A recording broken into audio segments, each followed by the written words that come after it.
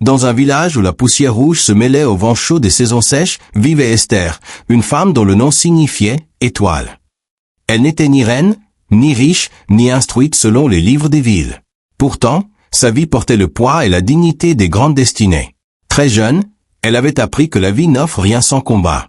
Mariée trop tôt, devenue mère trop vite, puis abandonnée par un mari parti chercher une fortune qui ne revint jamais, Esther se retrouva seule avec ses enfants et une terre dure à cultiver. Elle plaira, oui, mais jamais devant eux.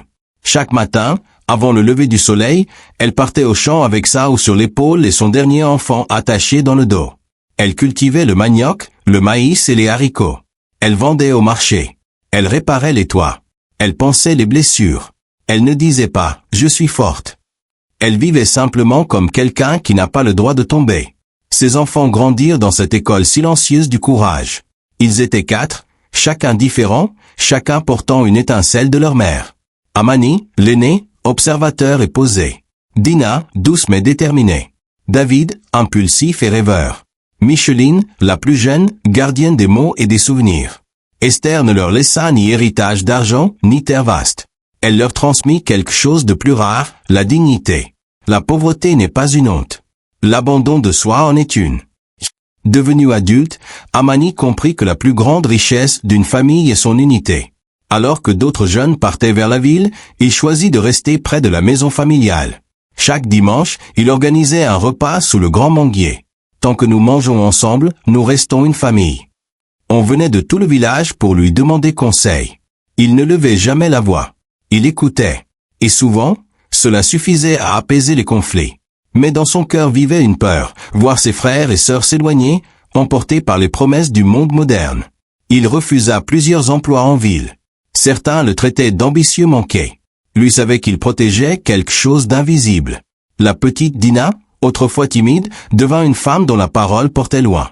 Elle observa les femmes du village, épuisées, dépendantes, souvent privées d'éducation. Elle décida d'agir.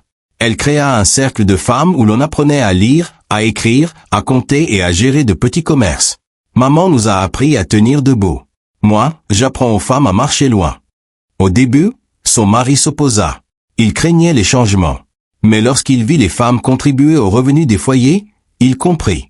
La maison de Dina devint un refuge, un lieu de conseil et parfois un sanctuaire pour celles qui fuyaient la violence.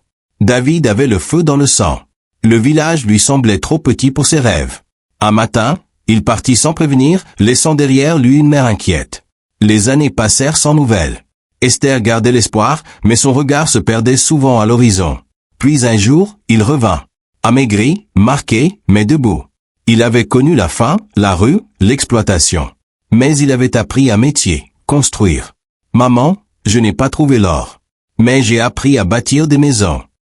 Il reconstruisit les habitations du village, remplaça les toits fragiles, forma des jeunes. Chaque mur élevé était une réparation symbolique de son départ. Micheline grandit dans l'ombre douce de sa mère. Elle écoutait ses récits, ses silences, ses soupirs.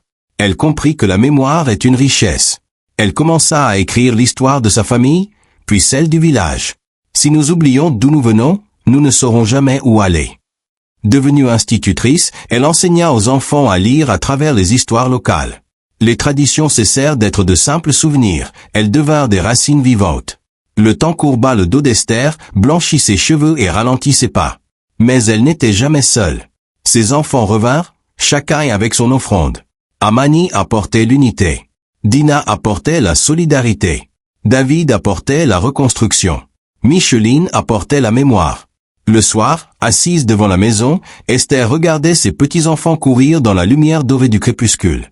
Elle murmura un jour. « Je n'ai pas bâti une richesse, j'ai bâti une lignée. » Quand Esther ferma les yeux pour la dernière fois, le village entier se rassembla.